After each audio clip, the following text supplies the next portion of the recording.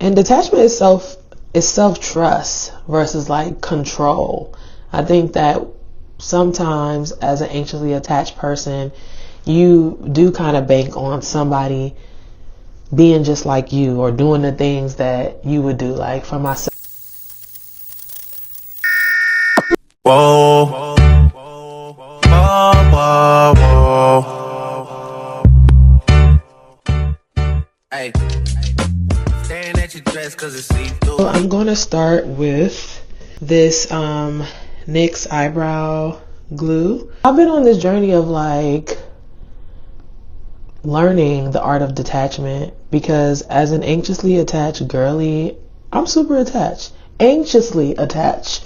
And with having that as, you know, just a part of me and who I've been, I am learning the art of detachment. And detachment is self-trust versus like control.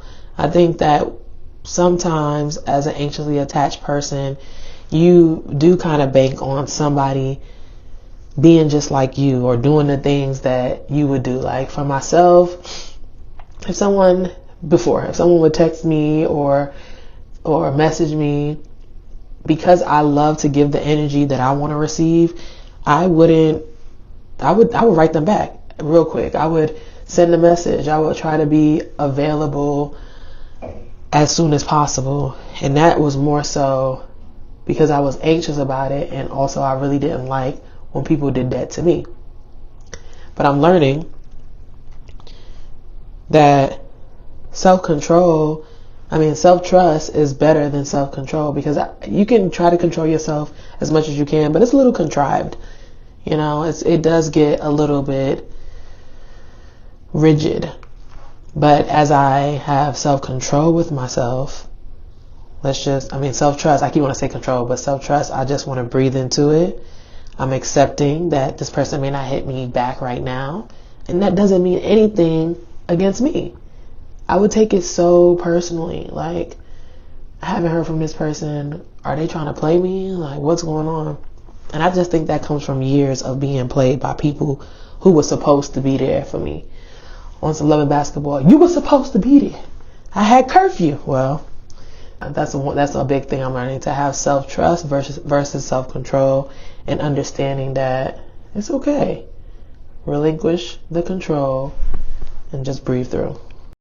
All right, now this is what the eyebrows are giving. I'm going to clean it up in a second right here. I'm also learning patterns over promises. Learning not to chase clarity, because clarity isn't something you can chase. You know, a lot of times your intuition speaks louder than anything else. People are going to show up how they are and who they are, and we can't fight that. For my lips, I'm going to put on this glowy peptide lip balm from Farmasi. In love with it. It smells so good, first of all, and then watch how it transfers on the lips real quick. And peptides, help with collagen rebuilding.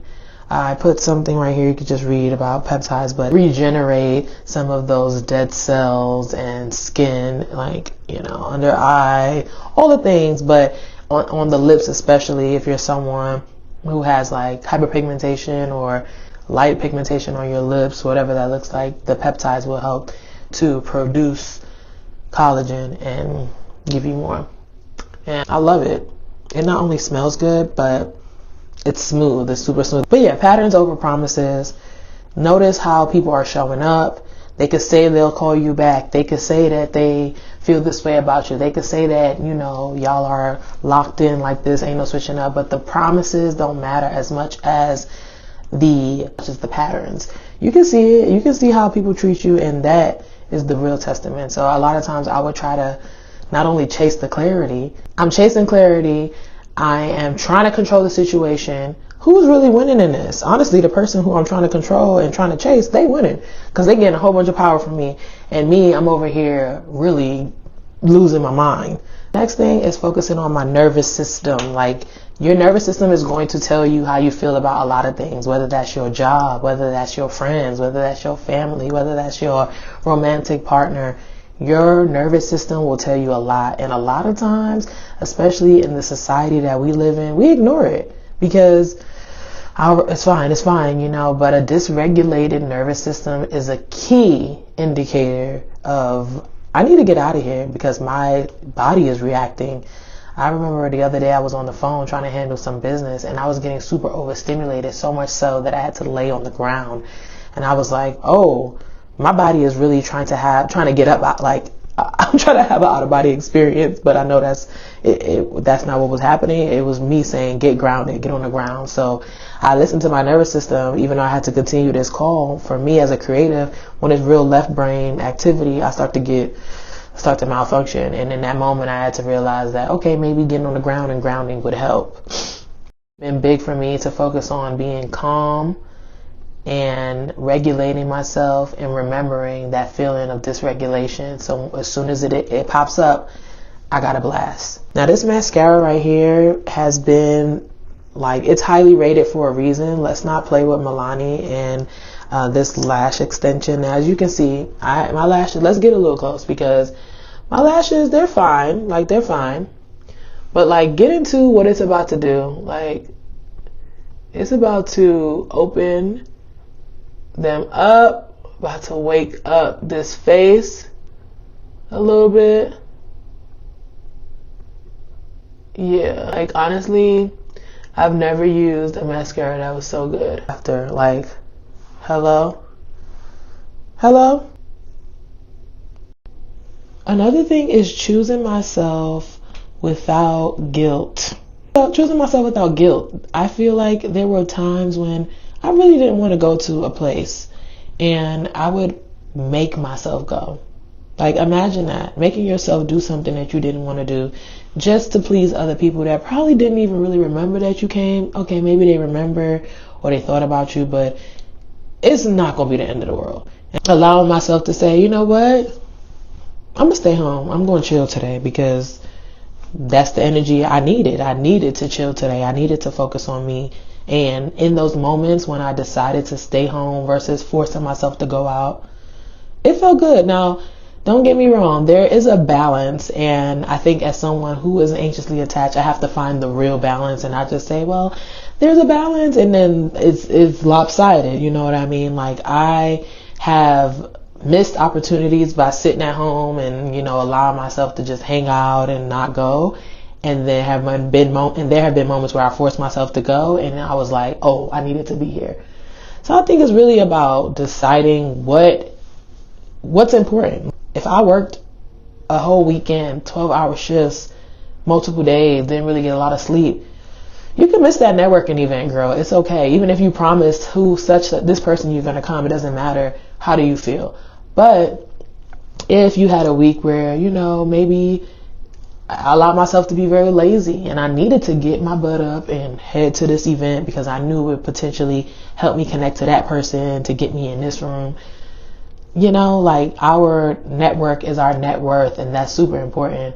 But it's very important to focus on your nervous system and see if it's time, because a lot of times you are pouring from an empty cup and it's you probably should have stayed home and charged up a little bit more. Last but not least, this is a new step that I've been doing actually. Favorite blush ever, Danessa Myricks Dancing Queen. Yo, this is fire. Beauty brushes from BK Beauty. I think that's where it's from. It's a little faded out, but y'all get it. I like this blush because, watch, it's about to do something fun. It's about to do something fun for the girl. Just a little bit too. This is probably the most I've worn actually in a while. I've been doing a real light pass. Now I don't have any concealer on. Probably need some. But I'm also, like I said, I want to wear foundation, concealer, and stuff like that, but I only want to wear them at certain times. I don't want to overdo it with the makeup. If you're working on your skin, the blush, I didn't need to put it either, but today is one of those days where I'm going to put it on, I have work later, I kind of want to be cute, I'm going to film some more content, but I don't need it, you know what I mean? I really am working on just having a fresh face. And that's going to be a journey, you know? And the last thing that I've been learning from the art of detachment, space creates alignment. What's meant for me will make me feel steady. Honestly, I think that the biggest lesson that I've been learning is how to regulate my nervous system in detachment, and unlearning the notion that detachment is cold or mean or any of those negative ways that I might have described it in the past. Because most of the time, if you do not regulate your nervous system, take the space that you need, really focus on the things you need to do and pour into your cup, coming in with a full cup, it's going to be bad for everybody. It's going to be bad for everybody. I know personally for me, it will always be bad for others. There are times when my cup is not full and I go to work. The customers are not getting the same type of energy they would get on a day where I've gotten rest. I might have eaten some good healthy meals. I might have worked out. All these things that fill me up. So I am really learning how to be a student in the art of detachment. Learn that some things may cause friction with my nervous system because I'm not used to that, especially as an anxiously attached girly. It's like, but I need to take a break, take a breath. It's okay. First of all, a lot of things aren't as serious as I might have them in my mind. And most of the time, I'm creating a new story that's not even the truth. A lot of times, when people don't respond to messages, they might have other things going on, and that's okay.